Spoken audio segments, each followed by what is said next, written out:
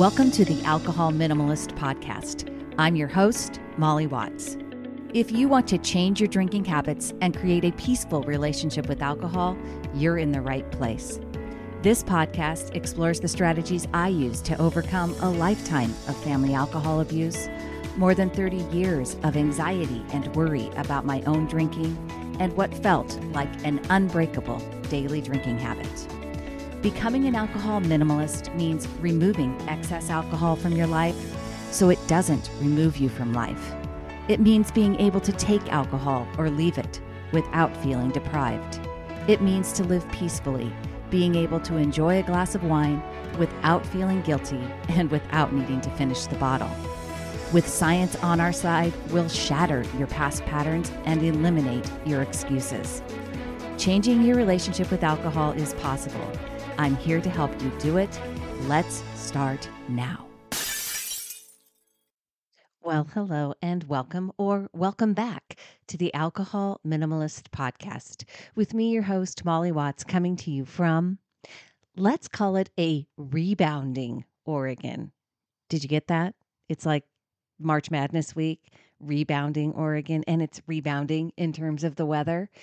It's been rainy the last weekend, but I see better days on the horizon. And as we get towards next weekend, there's more sunshine, warmer temperatures. So we're definitely rebounding, right?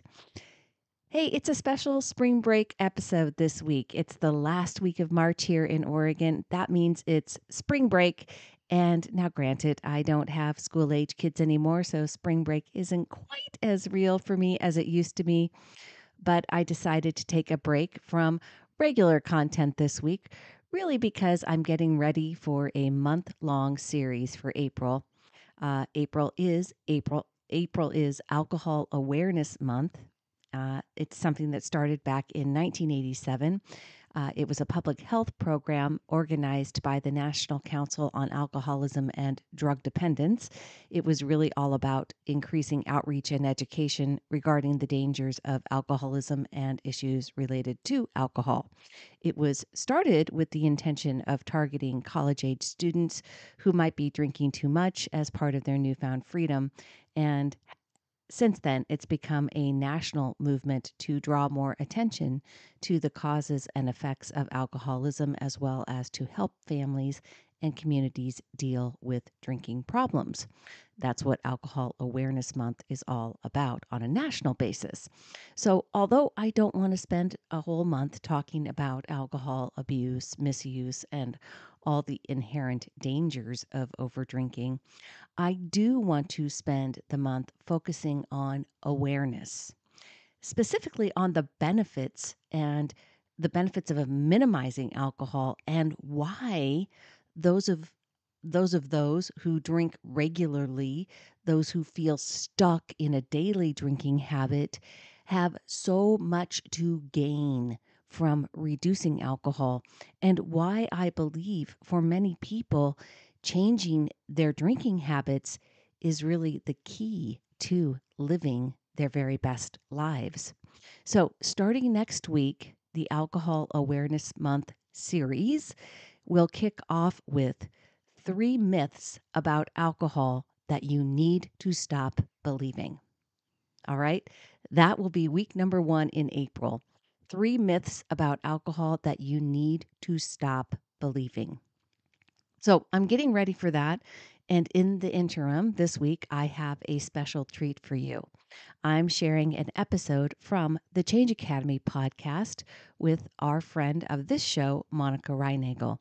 This is a great episode. And when I heard it originally, I thought, with all due modesty, I will say, that it is exactly what I believe with regard to sustainable behavior change as it applies to alcohol. And I know that it works, what this approach that Monica talks about in this episode, because it's exactly what I did to change my decades-long daily drinking habit. And it's how I maintain my alcohol minimalist lifestyle without any fear of regressing or going back to daily drinking. Now, what Monica is sharing is called the health action process approach, or the moniker HAPA approach. You'll hear her describe the 3 pillars of the HAPA approach, again, health action process approach, as well as some sub-elements of each of them. And honestly, I've read some of the research papers and studies associated with this process, with this model that was developed by Dr. Benjamin Schwartzer. And Monica's synopsis is really the clearest and most succinct you're going to find, I think. So she shares some examples that clarify each part, and I believe you'll be able to extrapolate how these apply to changing your drinking habits.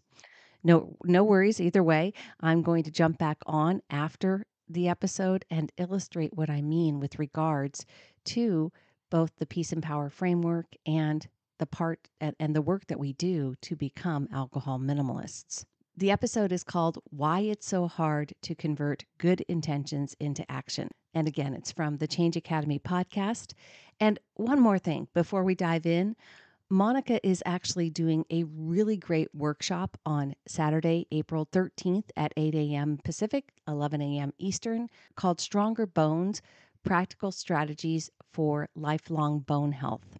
And it's a combination of nutrition and exercise from 2 experts, Monica being one, with practical real-world strategies for an incredibly important topic. I'm joining in because it's vitally important to me, really for most women of a certain age, right? Really for anyone who is over drinking, it's also incredibly important.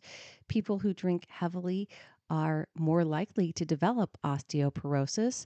And in 2022, a large meta-analysis study looking at 19 different studies exploring the relationship between alcohol and osteoporosis gave some more insights. It noted several reasons for the link between heavy alcohol use and osteoporosis, namely, excessive alcohol can prevent calcium and vitamin D absorption. And to create new bone cells, your body needs calcium. So vitamin D helps your body absorb calcium, and alcohol may interfere with your body's ability to process these nutrients, which can impact your bone health. Heavy drinking also causes hormone deficiencies. Both testosterone and estrogen play an important role in bone health, and excessive drinking can cause people to produce less both of these hormones. One of the biggest things, you can fall more when you're intoxicated, and alcohol can directly lead to bone fractures because it may cause you to fall. And this is especially concerning for older adults who are at a higher risk of developing osteoporosis. Obviously, I know I'm connecting dots here, and I'm not saying that it's a concern based on we don't have, it's observational data. We don't have a direct link between excessive drinking and osteoporosis. However, it is something that could be, the amount of alcohol that you're drinking could be impacting how you look for developing that. And wouldn't it be great to have some strategies and practical tools to help you offset and prevent and get prepared for lifelong bone health? The way to sign up for that is to go to nutritionovereasy.com/stronger-bones-workshop. Stronger-bones-workshop. And I'm going to link that in the show notes. It's $29, super great value. And again, it's happening on April 13th at 8 a.m. Pacific. So check it out. Without further ado, here is my friend Monica Reinagel and the Change Academy podcast, Why It's So Hard to Convert Good Intentions into Action. I'll be back at the end to chat. The statistics are, well, they're as familiar as they are pathetic. 50% of all of those people who resolve to start working out have given up within 6 weeks. And you know what? The dieters don't even make it anywhere near that long. And this is what is known in the social science literature as the intention behavior gap. It's actually an official term, phrase. There's a whole body of research literature on the intention behavior gap. And in this episode, I want to share with you some of the insights and the findings from this research that I was just sharing at the conference so that you can put them into practice in your own life and work. And you'll probably want to grab something to take some notes with. We're going to be putting the Academy in Change Academy in this episode. But before we jump into the intention behavior gap, I want to talk about another really interesting gap, and that is the one between what people think is getting in their way and what actually is getting in their way. So the International Food and Information Council does a survey every year of consumer beliefs and attitudes around food and nutrition. And in one of these surveys, they asked people, what is getting in the way of you making good on your good intentions? And what did they say? Lack of willpower, lack of time, lack of money. Those are the top 3 answers. The Harris Polling Group did a similar survey, except their question was, what is keeping you from making good on your fitness goals? And the people in that survey said, the workouts were too difficult, or I stopped and then once I stopped, I couldn't get restarted again, or I just didn't have enough time. We've all heard these excuses. We've probably made these excuses ourselves. These are the reasons that we've all been trained to accept as true. And so we actually spend a lot of time troubleshooting and problem solving these problems when they may actually not be the true thing that is getting in our way. So what does science have to say about this? A group of Dutch researchers recently did a meta-analysis of 67 different behavior intervention studies to see if they could suss out which factors predicted success. And in this case, they were looking at interventions that were working on weight management. They were defining success as long-term weight loss maintenance. So guess what did not predict success? Willpower, the amount of stress in people's lives, socioeconomic status, the money that they had to throw at the problem. These things did not statistically predict whether these people succeeded and reached their goals. So what did matter? Having some way of monitoring their progress, because we cannot manage what we don't measure. This was a very strong predictor of success. Another thing was habit formation, their success in adopting small, healthy habits, like choosing more fruits and vegetables, like being a little bit more active throughout the day, exercising some portion control. Those were the things that actually predicted success, and not their ability to stick to some really strict regimen. And then finally, their mindset. And this included things like their confidence in the ability to make a change, clarity on their goals and their strategies, and also a feeling of positive self-worth, that they were worth the effort, because we cannot hate ourselves healthy, right? So these are the things that actually predict success in our ability to convert our good intentions into healthy habits. And these findings map perfectly onto a model of behavior change known as the Health Action Process approach. So now we're getting into the science. This model was proposed by Ralph Schwarzer of the Free University of Berlin back in 2005. And since then, he's collaborated with a lot of other researchers to test and validate and build on this model of behavior change. Got your notepad out? Okay. There are 3 pillars to this model, 3 pillars that bear up our ability to close the intention behavior gap. Number 1, self-efficacy. Number 2, self-regulation. And number 3, planning. And each of these 3 pillars has 2 or 3 sub-elements. And I'm going to tell you what they all are, but guess what?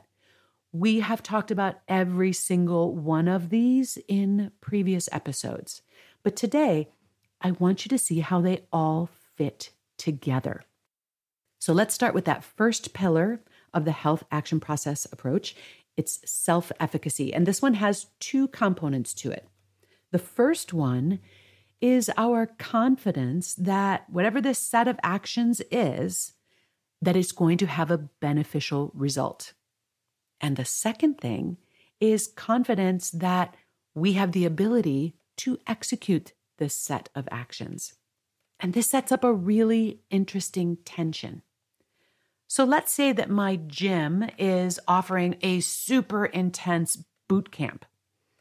I could look at that and think, yeah, I'd definitely get in shape if I did that. But if I don't have a lot of confidence that I can actually do that, I'm not going to be terribly motivated to participate. But we can go too far in the other direction too. There might be another class, let's say chair yoga for octogenarians. I feel pretty confident I'm going to be able to do that class, but not as confident that it's actually going to have a whole lot of impact on me. So again, I'm not going to be terribly motivated. So the key here is to thread this needle. And honestly, I think this is where at least 75% of diet and fitness efforts falter. We have to choose something that we are confident of the benefit and confident in our ability to succeed. And when we do that, it greatly increases our motivation to exercise self-regulation. Self-regulation is the second of those 3 pillars in the health action process approach. And now we're building on the work of Roy Baumeister. And this pillar has 3 little subcomponents. The first one is that you have to be clear on what constitutes success. And this is where things like clean eating kind of fall apart. Nobody really knows what that is or whether they're doing it well enough. So we need to have a clear definition of what constitutes success. The second sub-element is the ability and the willingness to compare what we're doing against that standard. Are my actions consistent with this definition of success? How am I measuring up against this standard? And the third part of the self-regulation pillar is impulse control. Okay, finally, we get to something that kind of looks like willpower, right? That's what impulse control is. It's willpower.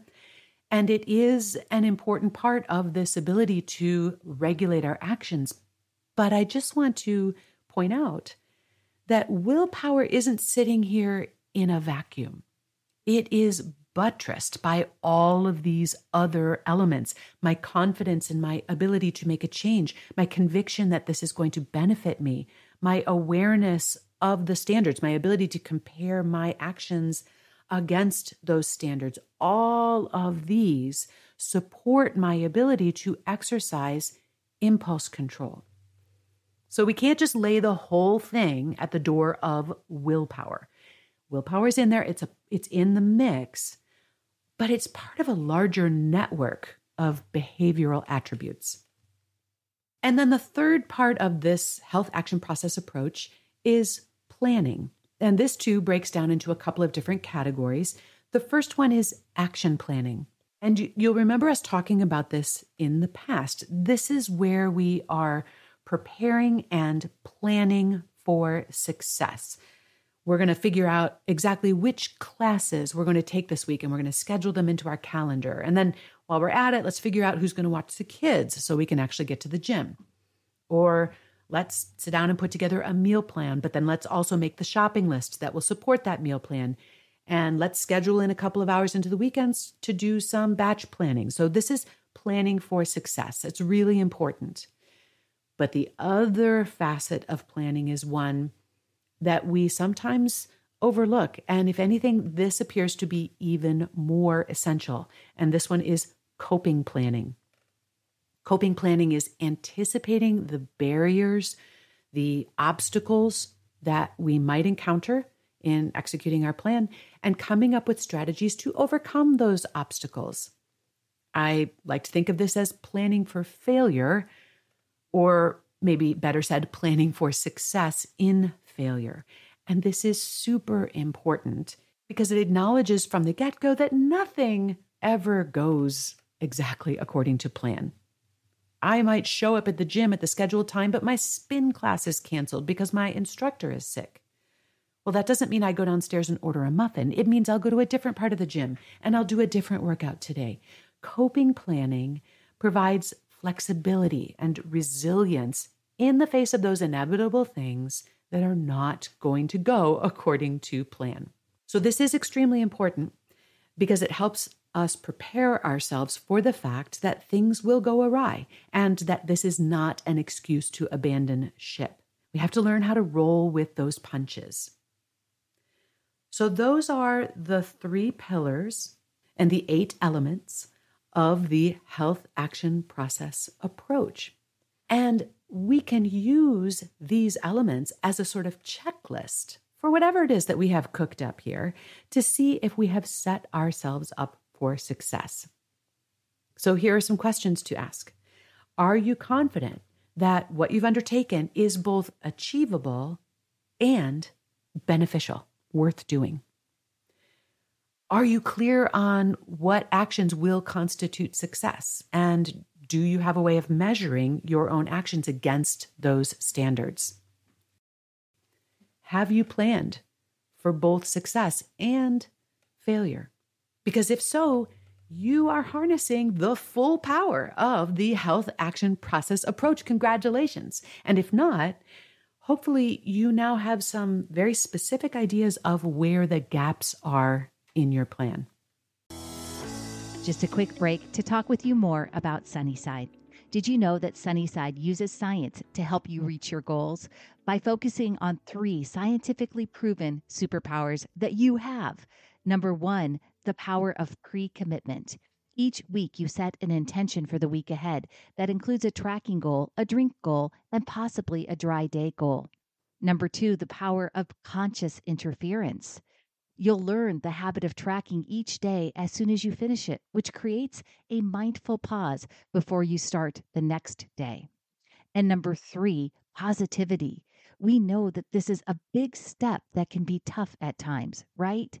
And that's why Sunnyside offers coaching through SMS and email to give you support, advice, and motivation. You can check out a free 15-day trial at www.sunnyside.co/Molly. That's www.sunnyside.co/Molly. Wasn't that great information? I know many of us struggle with building a bridge between our intentions and our actions, and the HAPA model is something that can really help. To my takeaways. So, to recap, there are 3 pillars. There is self-efficacy, there is self-regulation, and there is planning. So, self-efficacy, self-regulation, and planning. When we talk about that self-efficacy, there was 2 components to it. The first one is the confidence in whatever the set of actions is, whatever actions you're going to take. Is that going to have a beneficial result? And the second one is confidence that you have the ability to execute on the set of actions. So when you heard Monica say that, we have to choose something that we are confident of the benefit and confident in our ability to succeed. Does anyone else think that sounds like the doable drink plan that Molly talks about, or is it just me? Okay, well, that's what I hear. The doable drink plan is one of the main tenets of our peace and power framework. And the main tenet is that we are aiming for a plan that feels 80 to 90% doable. And we're going to take small steps in terms of continuous improvement from there so that we build motivation, right? We have to build trust with ourselves. That's part of the confidence that she talks about in having an ability to execute, right? And we go and we build slowly to reduce our alcohol and add in more alcohol-free days.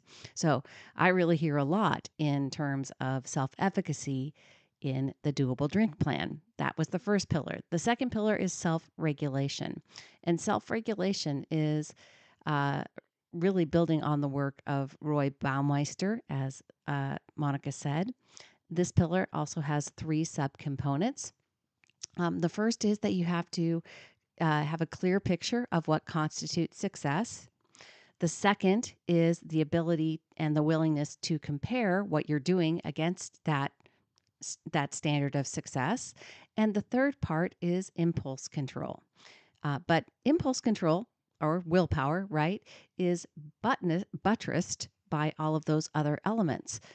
The confidence in your ability to succeed, and your awareness of the benefits of what you're doing, and also the the part. So just basically saying that the part of willpower is really just a part of the mix, right? And I talk with my clients all the time about getting clear on what they are actually drinking, right? They have to, and I say that all the time, we cannot change what we cannot see. So success is very clear in terms of sticking to the plan and being able to measure our results against that plan. And also, in terms of this conversation, willpower is another way of describing what I call allowing the urge to be there without responding to it, which again is part of the mix, but it is not everything. And so many of us put so much emphasis on willpower that it's not sustainable. Clenching your fists and trying to will yourself through is not going to last, but it is definitely part of the learning, especially in the beginning. It's a part of this process. Now, the third pillar of the HAPA model is planning. And while it might sound like that is again going back to the doable drink plan, in that third pillar, they talk about the action planning and coping planning. So it's a little bit different than the doable drink plan. And what I think is it sounds more like another part of the Peace and Power framework, which is the off plan plan. Because ultimately, it's asking us to think ahead for when we might be tempted to go off plan, and also how we're going to respond when we do go off plan, because we will. And that's okay. So, yes, what I am saying is that the Peace and Power framework, that is the foundation of becoming an alcohol minimalist, is really a HAPA style model. It's designed to help you improve the odds of creating sustainable change, and it's based on solid behavior change strategies. So, way to go, me, right? Now, that's really all I have for you this week, my friends. I hope your brackets not busted too badly. I hope if you are enjoying spring break that the weather is amazing.